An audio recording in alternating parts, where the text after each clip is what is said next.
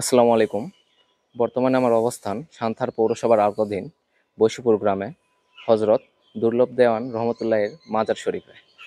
এই পাশ দিয়ে যাচ্ছিলাম, যাওয়ার সময় এই বট গাছটা আমার চোখে পড়ে আর এই মাজার শরীফটা আমার চোখে পড়ে। তো আপনাদেরকে দেখানোর জন্য থেমে গেলাম যে অনেক শতবর্ষ পুরনো এই মাজার শরীফ।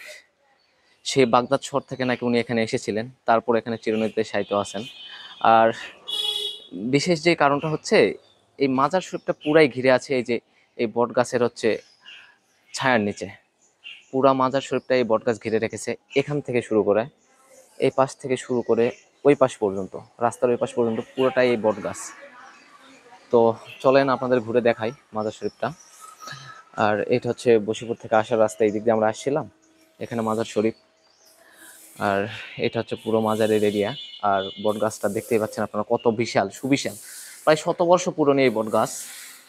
এর গাছের ডালপালা শেকড় প্রায় এই মাজারের এখান থেকে আশেপাশের সমস্ত ধানি জমিতে চলে গেছে। আর এই মামা এখানকার দেখাশোনা করেন, খেয়াল রাখেন, পরিষ্কার রাখেন এই জায়গাটা। তো ভালো থাকবেন সবাই, ইনশাল্লাহ আবারও দেখা হবে অন্য কোনো ভিডিওতে।